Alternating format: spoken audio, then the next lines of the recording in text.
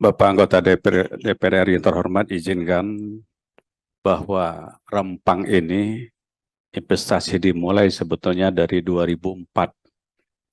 Itu ada MOU antara PT MEK dengan Otorita Batam dan atas rekomendasi DPRD dan disaksikan oleh PJ Gubernur waktu itu. Ya, Pak. MEG, Pak. Makmur Elok Geraha. Itu perjanjian itu lebih kurang dengan luas lahan lebih kurang 17.600 hektar. Di dalam 17.600 hektar itu nanti ada kira-kira 10.028 hektar itu hutan lindung. Dan 7.572 hektar itu yang akan digunakan PT MEK untuk investasi. Dalam waktu dekat ini yang mau diselesaikan sebenarnya PT MEK sudah ada MOU dengan PT Shenji.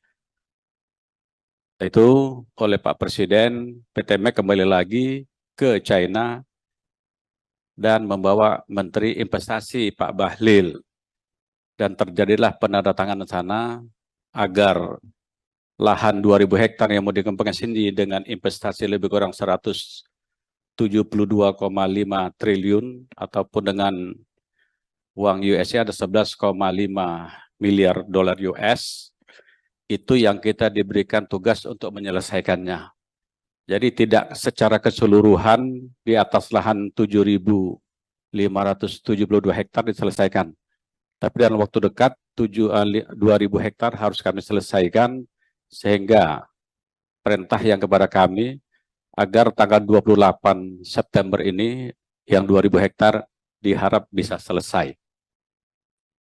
Dari tanggal 14 April 2023 penyerahan SK HPL kepada BP Batam, kami sudah diberi tugas untuk menyelesaikan itu.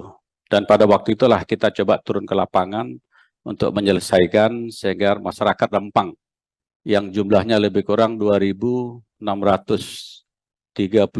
KK untuk 17.600 hektar. Tapi karena yang kita butuh hanya 2.000, maka kita dulukan. Ada 4 perkampungan, 3 yang di 2.000 hektar dan yang 1 di luar 2.000 hektar karena mau dibangun juga tower oleh PT MEK sendiri. Sosialisasi dalam waktu April sampai Juni semua sudah berjalan baik. Tapi kita masih tunggu regulasi untuk kami. Kira-kira apa yang bisa kami berikan kepada mereka. Karena kalau hanya kita mengganti sesuai dengan peraturan kepala BP, ini uangnya kecil sekali. Sedangkan tempat tinggal mereka 3 kampung yang akan dipindahkan, ini menurut saya tidak pas. Maka kita bolak-balik lapor ke Pak Menko dan terakhir dipanggil Pak Bahlil. Maka terbitlah angka itu sebetulnya. Agar satu rumah nanti dibangunkan lebih kurang dengan nilai 120 juta rupiah. Dan awalnya tanah yang kita berikan adalah 200 meter persegi. Tapi waktu itu Pak Bahlil minta, udah naikkan saja 500. Lahannya siap enggak? Setelah kami hitung, siap. Jadi kalau 500 per orang dikali lebih kurang 2.632 KK, ini hampir kita siapkan 450 hektar. Karena tidak hanya rumah, fasilitas lainnya harus kita bangun juga. Dan untuk sementara semuanya masih menggunakan uang BP Batam, PNBP, karena dari APBN kemarin sudah kami ajukan, alhamdulillah sepertinya dia Banggar belum bisa menerima, maka yang 850 miliar sementara belum bisa kami terima. Tadi sudah saya laporkan di laporan tadi. Makanya kita coba dengan anggaran BP Batam untuk merubah sehingga nanti apa yang harus kami selesaikan di 2.000 hektar mudah-mudahan bisa kami clearkan. Jadi pertanyaan Pak Amin tadi setelah saya jawab bahwa seluruh investasi yang kita bangun untuk kesejahteraan masyarakat, mungkin saya sampaikan di sini, kami BP Batam bisa menerima uang sewa atau UWT, uang wajib tahunan BP Batam, itu adalah hitungannya per 30 tahun. Kalau kita hitung dari 7.572 hektar, mungkin kita akan dapat lebih kurang 1,4 triliun. Biaya yang akan kita bangun untuk relokasi di dapur 3 itu lebih kurang nanti hampir 1,6 triliun. Artinya apa yang kami dapat dari Pulau Rempang sewa lahannya, semua kami habiskan untuk membangun demi kesejahteraan rakyat Rempang semuanya. Jadi Pak Pimpinan Komisi 6, sebetulnya sosialisasi sudah berjalan. Kalau tadi Bapak Sobari bilang kami terbuka, saya kira ini ada intern pemerintah dan mungkin ada ekstern. Karena awalnya bagus-bagus saja, tapi setelah kita mau masuk kembali, sepertinya banyak sekali provokator baik dari luar. Sehingga masyarakat sudah mulai berpikiran lain yang dari luar ini, karena banyak pengusaha menguasai lahan di atas 17.600, ini ada yang menguasai 100 hektar, ada yang 200, karena statusnya adalah hutan lindung dan HPL, maka dia tidak akan diganti rugi, kita mengambil kembali. Ini yang menjadi pro kontra, sehingga mereka menggunakan alasan masyarakat yang 16 kampung di atas 17.000, tapi kalau yang 700 di 2.000 hektar, ini yang terpengaruh hari ini. Sehingga mereka mengumpulkan kekuatan untuk meminta agar kampung tua tidak dipindahkan. Pada kampung tua yang kita pindahkan, kita ingin merubah taraf hidup mereka sebetulnya.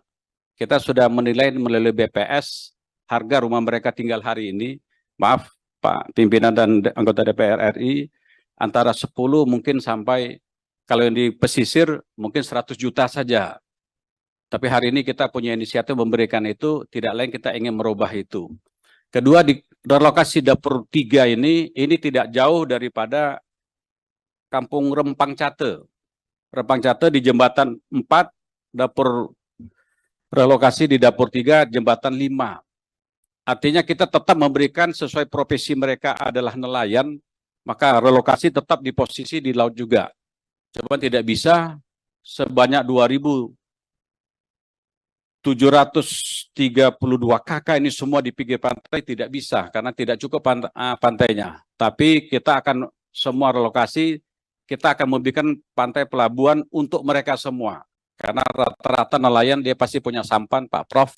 Maka sampan yang akan kita berikan sepanjang itu untuk mereka mendapatkan sampannya.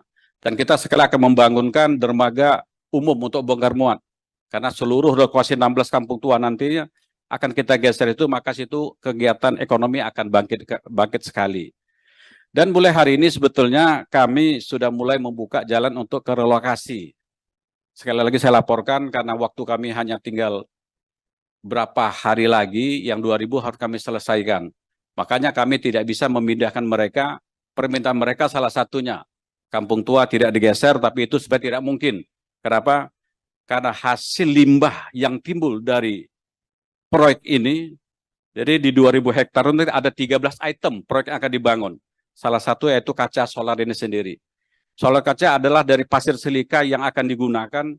Ini kalau debunya terbang, kita memang tidak kelihatan.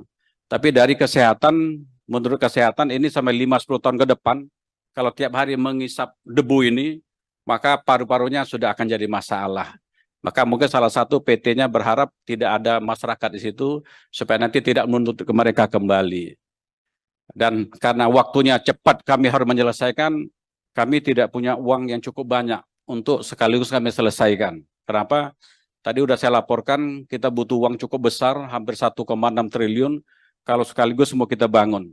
Kalaupun kita bangun yang untuk 2.000 hektar kita pindahkan duluan, maka kita butuh kira-kira hampir 700 rumah yang harus kita bangun. 700 rumah, maka kita tidak sanggup juga. Maka kami minta izin, kami sementara merelokasikan mereka untuk bergeser. Yang pertama, kita menyiapkan uang untuk sewa rumah, 1 bulannya kita bayar Rp1.200.000. Dan kita berikan uang makan kepada mereka per orang, 1.200.000, kalau satu rumah atau satu kakak mungkin ada 4 orang, maka dia akan dapat 4.800.000 plus. Kalau rumah sewa yang kami siapkan mereka tidak mau, maka kita berikan uang sewa rumah 1.200.000. Tapi kalau rumah yang kita siapkan mereka mau masuk, maka uang sewa rumah tidak dapat, tapi uang makannya tetap dapat. Dan saya menjamin sebagai Wali Kota Batam untuk khusus pendidikan, kita sudah dudukkan dengan kewenangan saya hanya ada di SD dan SMP, dan provinsi sudah saya sampaikan apapun alasan mereka kalau pindahnya kemana, kita harus terima dia di sekolah situ. Dan ini sudah sepakat, dan ini sudah akan selesai. Dan kemarin terjadi 2 kali demo, Bapak anggota Dewan yang terhormat, ini perlu saya laporkan. Demo yang pertama, kalau boleh saya sampaikan, hampir 80% itu murni dari Rempang. Orang-orang ini semua. Tapi demo yang kedua sudah bukan mereka lagi. Ini nggak sampai 10% warga Rempang yang dibawa keluar. Dari mereka yang memimpin koordinasi umumnya itu sampai ke bawah, mereka bukan orang Rempang. Dan hari ini jadi masalah. Kenapa? Karena pengalaman kami yang pertama demo, mungkin agak bereaksi para aparatnya, tapi tidak ada sampai luka, Pak Dewan, saya hormat. Tidak ada sampai luka sebetulnya. Itu yang dikirim adalah banyak berita hoax yang saya terima hari ini, kejadian di tempat lain. Yang pertama, demo hampir 2 ribuan, ya, warga, hampir 80% warga sana. Karena memang murni waktu itu mereka, dan yang orasi juga bukan orang sana, tapi orang Batam yang tinggalnya di pesisir. Pimpinan, menyela sebentar. Pak, itu biaya-biaya relokasi itu, kenapa apa nggak dinegukan itu menjadi beban investor, Pak? Kalau investor, memang mungkin ini domainnya pemerintah pusat lah ya, bukan semata-mata Bapak, sehingga nggak menjadi beban PT Batam yang seperti itu. Terima kasih. Saya laporkan Bapak, kami diberi wewenang oleh negara untuk memungut sewa lahan. Jadi lahan yang kami sewa, tentu kalau kami mau sewakan lahan, maka satu catatan harus clear and clean. Kalau tidak ada clear and clean, maka BPN tidak akan berikan sertifikat HPL kepada kami. Dan itu memang dari aturan dulu sampai sekarang. Mungkin nanti pasti ada yang lapor ke Bapak, kenapa di Batamnya sendiri tidak? Karena Batam hari ini jumlahnya kecil. Jadi siapa yang mau lahan pada kita sampaikan kita tidak punya uang untuk membebaskan dan mengganti. Kita minta kepada investor yang mau, kalau memang ini boleh, ini mau, kalian boleh kalian ganti, kita akan bantu untuk membersihkannya. Tapi kalau ikut aturan, itu adalah tanggung jawab BP Batam untuk membersihkannya itu Bapak. Karena kami ada mengambil sewa lahan itu sendiri. Tadi sudah saya laporkan bahwa kami akan dapat sewa lahan kalau di atas 7.572 hektar, lebih kurang hampir 1,4 triliun. Ya. Dan uang itu akan saya habiskan semua untuk membangun relokasi sendiri. Artinya mereka yang terdampak dari apa pemindahan, uang ini kami akan berikan habis buat mereka. Tadi ceritanya belum selesai Pak, kepotong Pak Amin. Mau dilanjutkan atau sudah cukup? Saya kira yang relokasi tadi, Bapak, hampir 2 ribuan juga, 1.000 lebih Bapak. 1.000 lebih, waktu itu demo kedua kita sudah rapat dengan Forkopimda Kota Batam dan Provinsi.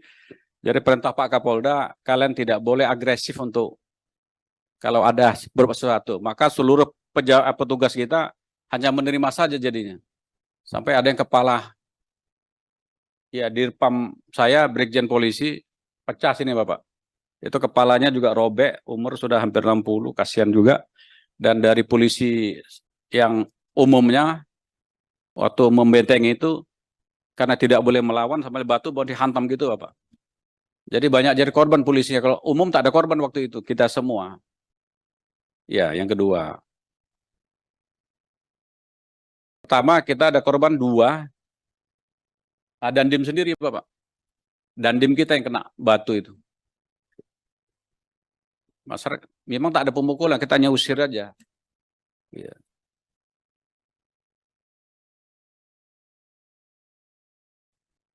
Yang demo mungkin itu Pak Profesor. Dan tentu kita berharap karena investasi begitu besar, kami Forkopimda Kota dan dibantu provinsi, karena Batam, Forkopimda provinsinya lebih banyak di Kota Batam, maka kita sedang rapat bagaimana ini bisa kita selesaikan, karena kami dikasih waktu limit sebetulnya nih. Kalau ini tak selesai, maka investasinya mungkin akan keluar. Akan keluar, mungkin balik lagi ke Malaka.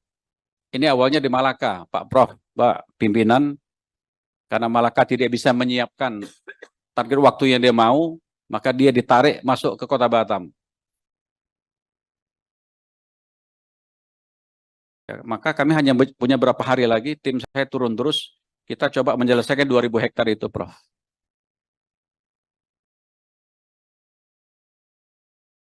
Dan nunggu terus.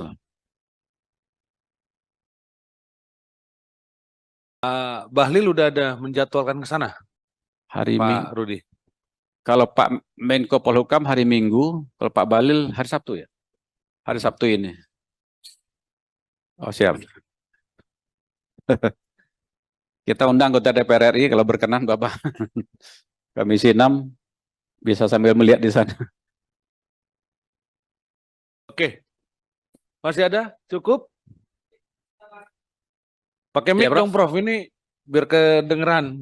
Enggak, maksudnya kemungkinan lari nggak nih? Kalau nggak selesai, bisa aja. Apalagi isu ini sekarang sudah sampai ke dunia yang soal demo ini. Itu yang demo sebenarnya nggak di-sharekan, malah demo yang lain di-sharekan soalnya itu di Batam. Jadi berita hoaxnya banyak sekali, Prof.